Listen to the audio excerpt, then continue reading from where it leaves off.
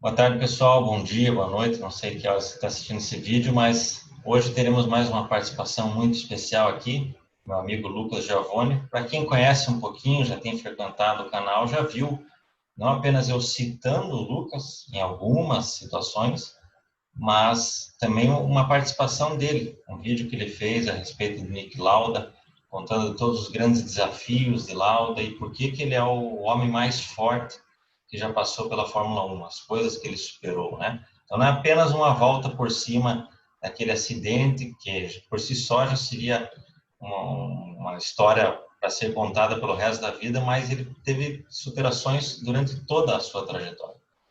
No entanto, a minha chamada para o Lucas dessa vez não é para falar especificamente de Lauda, mas para falar sobre a história da Fórmula 1 como um todo. Quando eu fiz o último vídeo a respeito do Lewis Hamilton, perguntando se ele era o melhor de todos os tempos, eu defini que, na verdade, ele pegou uma grande transição de uma era, e nesta nova era da Fórmula 1 ele soube e teve todas as condições para suplantar todos os seus adversários. Essas definições de eras são baseadas num texto que o Lucas fez. Ele vai explicar para nós hoje essas 8 eras, né? Nós já estamos então na 8ª era da Fórmula 1. E por que é difícil você dizer que alguém é o melhor de todos os tempos quando você tem eras tão distintas? Mas a minha pergunta inicial, Lucas, é algo que eu até fiz essa provocação num vídeo recente. A Fórmula 1, depois que o Senna morreu, perdeu a graça, etc. E o pessoal sempre falando que a Fórmula 1 de antigamente era melhor. Isso é verdade mesmo, Lucas? A Fórmula 1 hoje não tem graça? Como é que você vê essa transição da história? Muito obrigado pela tua participação, meu irmão. Marcel e amigos do canal História Esporte, que esse canal vem crescendo e que vem sempre com essa análise aprofundada sobre os esportes, sempre diante de alguma pergunta capciosa muitas vezes, alguma pergunta às vezes óbvia, mas que quando você aprofunda esse questionamento, você tem um resultado que foge do óbvio, né? E quando a gente fala, por exemplo, a Fórmula 1 perdeu a graça depois do Senna, a resposta mais óbvia a se dar é a seguinte: ocorreram coisas maravilhosas na Fórmula 1 e no esporte a motor como um todo, né? A gente está falando de Fórmula 1, né?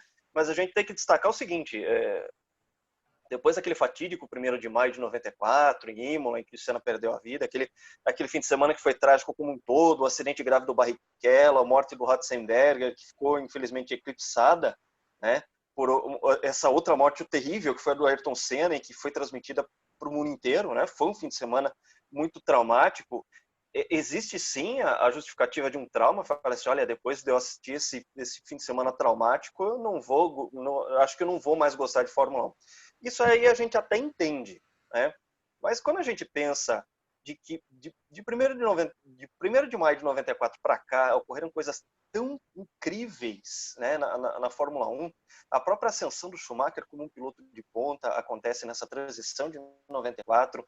A gente tem batalhas do Schumacher com o próprio Damon Hill, fazendo muitas vezes o Damon Hill de bobo, sim, mas às vezes o Damon Hill também provando seu valor e enfrentando um inimigo, um rival que sabia ser muito mais talentoso, muito mais capaz, né? A gente tem depois, no período do Schumacher na própria Ferrari, um duelo incrível dele com o Jacques Villeneuve na temporada de 97, elogiada a temporada de 1997, foi um ano muito bacana, né? Você tem depois a ascensão do Mika Häkkinen, que sempre foi um piloto muito rápido, e na McLaren, a partir de 98, conseguiu um equipamento para lutar por um título e ganha do Schumacher em 1998, né? Uma grande batalha entre os dois, né? E essa batalha se estende até o fim do ano 2000, em que o Schumacher finalmente ganha o seu título pela Ferrari, tira a Ferrari do jejum, né? E depois disso teve muitas outras coisas interessantes. O duelo entre o Schumacher, o Montoya e o Kimi Raikkonen em 2003, né? Foi uma temporada em que começou artificialismo na Fórmula 1 de maneira mais exacerbada, mas que foi uma temporada muito bacana também. Isso a gente pode destacar quando a gente for falar das eras, né? O duelo entre o Schumacher e o Fernando Alonso, quando ele surge também, quando ele ascende com a Renault faz um carro para disputar título mundial também. A disputa deles de 2006 é muito destacável também, com um momento muito interessante do esporte a motor. A gente tem outras coisas, a própria final de Interlagos em 2008, certamente a final mais eletrizante da história da Fórmula 1, em que o Felipe Massa lá ficou 30 e poucos segundos como campeão mundial, chega lá o Lewis Hamilton, passa o último carro, todo mundo lembra que é o Timo Glock, coitado do Timo Glock, né? Ele entrou na enxurrada aí. O que eu quero deixar bem claro é que aconteceram momentos muito interessantes. A gente teve a temporada de 2010 com McLaren, Red Bull e Ferrari participando ativamente na disputa de título. A gente teve aquela corrida espetacular da vitória do Button no Canadá em 2011, que ele caiu lá para trás, né? Fez um monte de pitstops, passa o Sebastian Vettel nos momentos finais e ganha a prova, depois de recuperar não sei quantas mil posições, né, dele ter ido lá para trás. Então, a resposta mais rápida que se tem a respeito de depois que o Senna morreu, perdeu a graça, não, é a pessoa que tem que encontrar foco para perceber que sim, ocorreram muitos momentos muito grandes na Fórmula 1, e para quem tem uma abrangência maior, para quem tem uma mente um pouco mais aberta ainda no esporte a motor, a gente teve corridas espetaculares de 500 milhas de Indianápolis após 1994. A gente teve edições incríveis das 24 horas de Le Mans após 1994. Finais de NASCAR, para quem gosta de NASCAR, não é exatamente a minha praia, mas eu respeito muito como a grande modalidade dos Estados Unidos. Então, a questão é que isso foi uma pergunta que eu fiz para mim mesmo, porque quando o Ayrton Senna morreu, eu tinha 9 anos de idade. E o cara era o meu ídolo, era a minha referência. E, de repente, eu me fiz essa pergunta. Isso com 9 anos de idade, eu tenho que fazer essa pergunta. Eu falei assim, eu gosto do Ayrton Senna ou eu gosto de Fórmula 1? E a minha resposta é, eu gosto de Fórmula 1. E aos 9 anos de idade, eu tive que fazer essa pergunta para mim. E algumas pessoas, elas precisaram, nessa época, fazer essa pergunta. Eu não sei se elas fizeram. Ou então, de forma de falar assim, eu realmente só gostava do Ayrton Senna, morreu, pronto, acabou. Só que, para mim, a resposta é bastante clara. Para quem acha que a Fórmula 1 perdeu a graça, não perdeu a graça. Se a graça era ver o Ayrton Senna correndo, o Ayrton Senna vencendo, sobretudo vencendo, aí sim, você tem motivos para parar de assistir, vai ver outra coisa, vai achar outro hobby, outra modalidade, outro esporte para assistir. É mais ou menos o que aconteceu, por exemplo, na NBA, após a saída do Michael Jordan, o que está se anunciando aí no tênis, né, que o Federer uma hora vai parar. Então, o tênis, o basquete, a Fórmula 1 continuarão sendo gigantes enormes, mesmo que esses caras tenham elevado o Eles patamar. continuam, então, exatamente, as modalidades elas continuam, aparecem novas referências, novos atletas, e é em cima disso que a gente tem que perceber. A gente não tem que, em momento algum, achar um novo Senna, como tantas vezes a imprensa insistiu. O Felipe Massa é o novo Senna. Teve até revista falando isso. Felipe Massa está surgindo ainda na Fórmula 3000, né? É o novo Senna. Não tem nada disso. Como não tem um novo Michael Jordan, como não tem um novo Roger Federer. A questão é que cada atleta que surge e que surge como uma grande nova referência, ele traz consigo a sua própria personalidade, seu próprio estilo, a sua própria conduta, o seu próprio caráter, e cada pessoa é absolutamente diferente. Pode até haver muitas semelhanças entre esses personagens, e o Marcel é a pessoa mais capacitada que eu conheço em toda a minha vida para fazer associações entre atletas, sobretudo de modalidades diferentes. A gente consegue fazer essas associações, mas jamais tendo de cabeça que fulano é novo tal. Não é novo tal, fulano é fulano. Exatamente. E também isso, né, Lucas? Não apenas as pessoas são diferentes, mas os contextos nos quais elas surgem, com o background e com as barreiras que eles precisam quebrar, que vão tornar esses personagens icônicos ou apenas mais um na história, né? Então, vamos tentar puxar para você agora aquele teu texto, mas de uma forma geral, a gente vai tentar mapear essas histórias da Fórmula 1 e eu quero que você aponte os ícones e, se possível, ou melhor, acho que vai ficar demonstrado as dificuldades de cada era né? E por que que essa mania, essa perseguição, que acho que vem um pouco dos americanos, né? De ter um melhor de todos os tempos, acaba tirando a possibilidade de você curtir o esporte, de você definir a beleza de cada época, nas suas dificuldades, nas suas limitações, digamos assim. Sobretudo quando a gente fala de automobilismo, quando a gente fala de Fórmula 1, e quando a gente percebe que desde 1950 os regulamentos mudaram muito, muito mais do que em outras modalidades esportivas. A gente teve no basquete muitas mudanças de regra, adoção de linha de três, etc. Sim, mas foram coisas que foram aprimoramentos do esporte que se manteve em sua essência. Agora, quando a gente vai buscar a essência do automobilismo lá dos anos 50, a gente vê que a mudança de regulamento foi muito grande. Continua sendo um bando de carro e quem recebe primeiro a bandeira quadriculada vence? Sim, mas a questão de regulamentos, sobretudo na questão dos carros, porque a gente tem que lembrar que quando a gente fala de automobilismo é um binômio carro-piloto, né?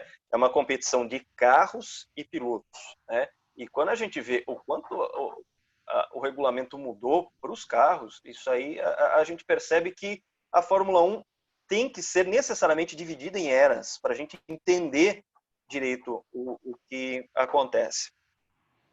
Se eu não me engano, foi em 2013 que eu escrevi esse texto, tá? 2012 e 2013, o Marcel ele citou esse texto nesse vídeo a respeito do Lewis Hamilton. A questão é que para mim é bastante claro que a gente tem que dividir as eras e fazer isso com que não fosse uma era pautada pelo piloto preponderante de determinada época. Por exemplo, a era Fangio, era Schumacher, era Senna, era Hamilton. Não. O que a gente tem são engenharias preponderantes e mudanças regulamentares que também levam a mudanças drásticas de desafios para os pilotos dirigirem aqueles carros. E com isso, eu dividi as eras da Fórmula 1 em 8. Claro, isso é uma proposição, né? Ela é totalmente aberta, ela é totalmente questionável, né?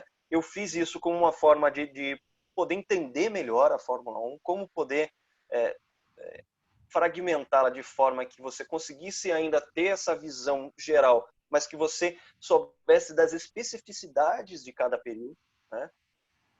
Dessas 8 eras, vou fazer uma descrição rapidamente.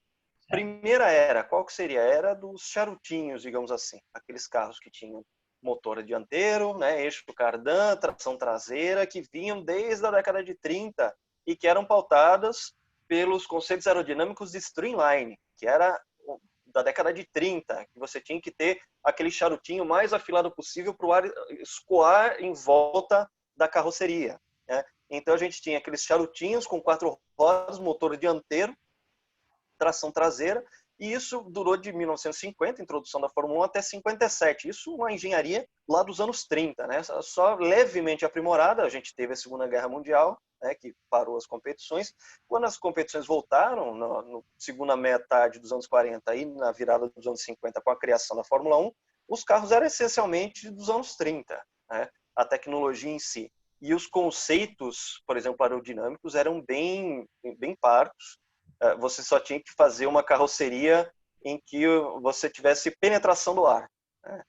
E a primeira mudança de era que a gente teve é justamente a adoção do motor traseiro, né? Através da revolução do John Cooper, né? O carro Cooper vindo a ser campeão em 1958 com o Jack Brabham, em que você tinha uma mudança radical de mecânica, concepção mecânica. Você jogava o motor na traseira, você tinha muito mais equilíbrio no carro, o carro era mais fácil de conduzir, gastava menos pneu, menos freios, né?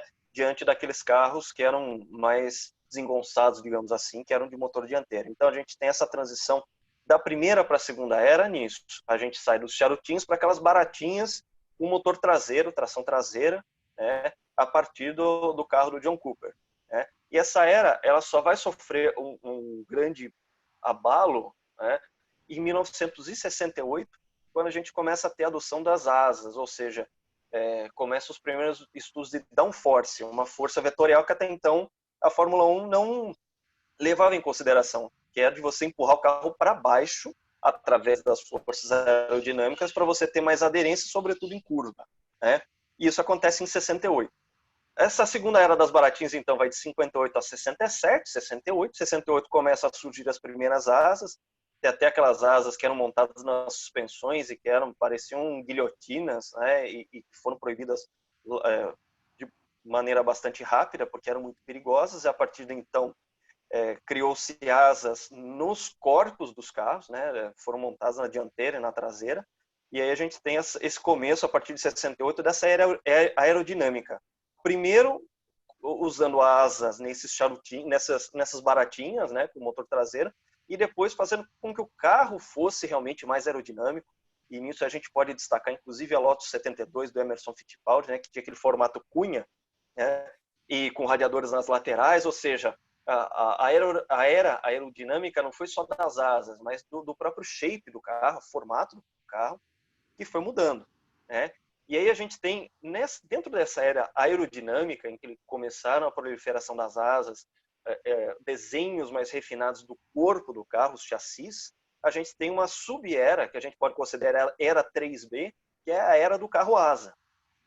E surge a partir de 1977 com a Lotus, em que eles começam a explorar os benefícios aerodinâmicos de você tirar downforce através do fundo do carro, da parte de baixo, o ar que passa por baixo do carro, né? Até então usavam-se os aerofólios, né, as asas e aerofólios, para você criar downforce pela parte de cima da carroceria, né? E a gente tem com o Colin Chapman e os seus engenheiros o benefício da geração de downforce por baixo do carro, com as laterais esculpidas, né, em forma de asa de avião invertida, né? Você coloca umas saias de vedação, você veda aquele sistema, faz com que crie uma área de baixa pressão embaixo. Isso eleva demais o downforce e as velocidades em curva acabam sendo vertiginosas, né? E essa era do carro asa vai acabar em 1982, com a proibição do carro asa, porque realmente as velocidades em curva já estavam bastante grandes já naquela época,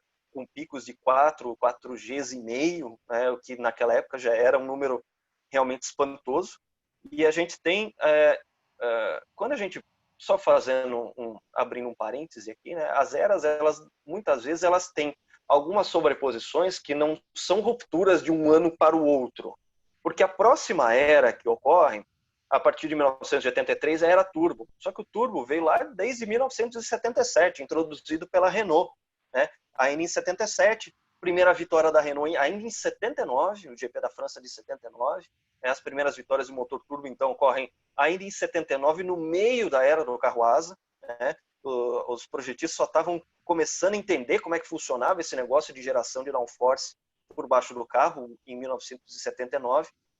E a gente já tinha motores turbo. Aí, a partir de 1981, a Ferrari apresenta seu motor turbo e outras empreitadas ocorrem também. Em 82, o motor BMW. Em 83, o motor Tag Porsche, o motor Honda também, de 1983.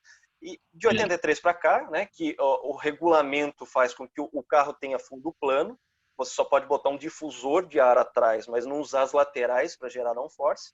Você tem era turbo, em que aqueles motores aspirados, né, sobretudo Ford Cosworth, que foi um motor super lendário, surgido em 67, né, ele foi aos poucos sendo sobrepujado pela tecnologia turbo, e isso fica bastante flagrante quando em 1983 você tem o Nelson Piquet sendo o primeiro campeão com carro turbo, a Brabham BMW, todo mundo lembra dessa Brabham por ser um dos carros mais bonitos da história, hein? São poucos os que não vão apontar a Brabham BT52 do Piquet como um dos carros mais bonitos dessa época.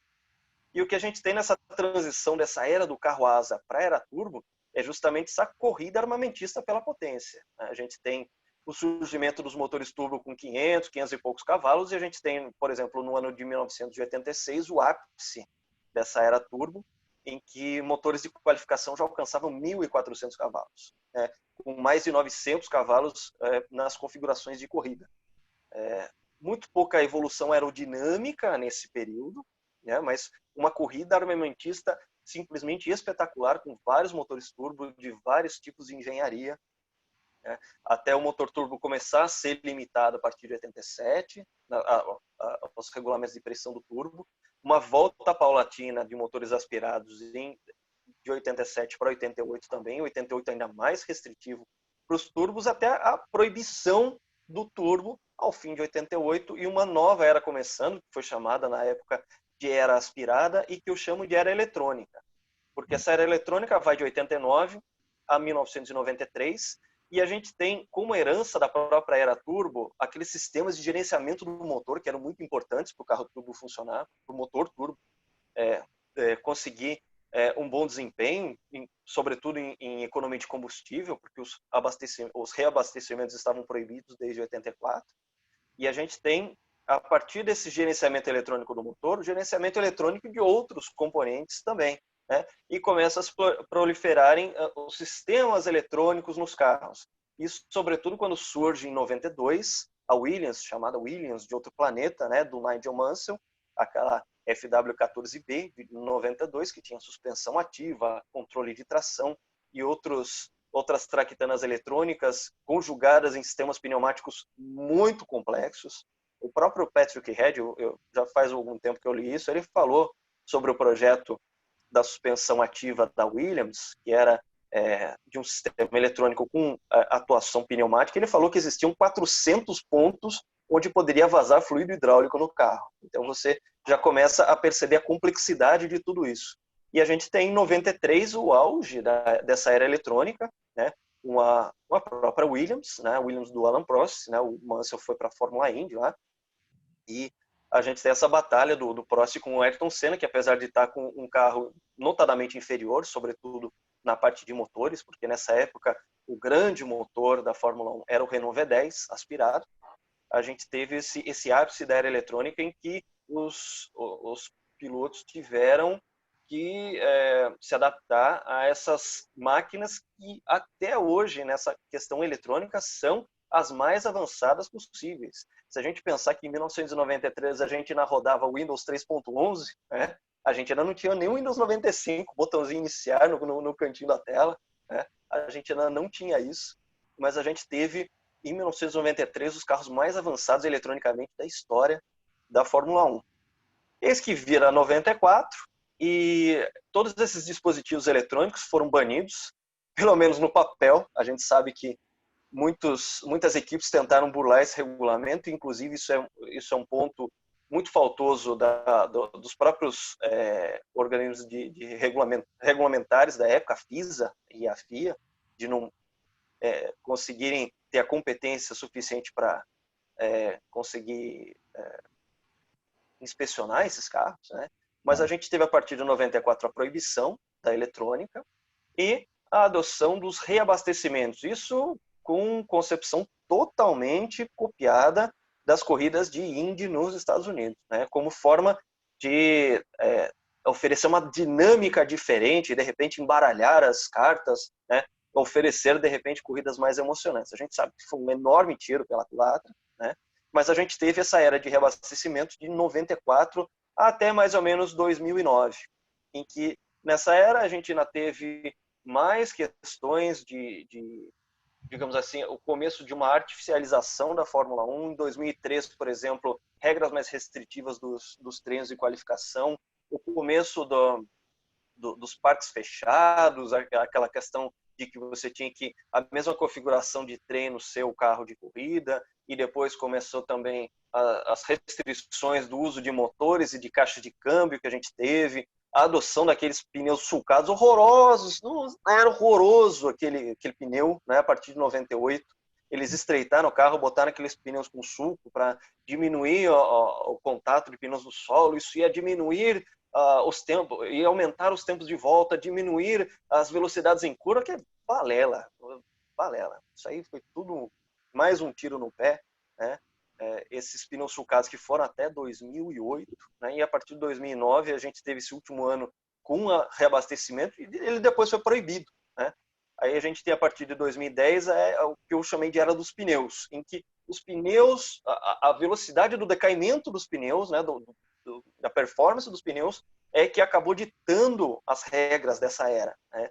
Que a gente teve a mudança dos V10, 3.0 para V8 2.4, né? Em que a gente teve de 2010 a 2003 um grande domínio da Red Bull.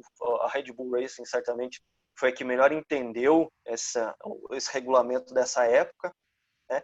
E a partir de 2014 também com uma mudança drástica, né, na concepção dos motores e também na aerodinâmica, a gente teve a partir de 2014 a era híbrida, que está aí até hoje, e que não há sombra de dúvidas de que a Mercedes foi a que melhor entendeu esse regulamento e vem sendo absolutamente dominante desde 2014. A gente está diante da maior hegemonia de toda a história da Fórmula 1.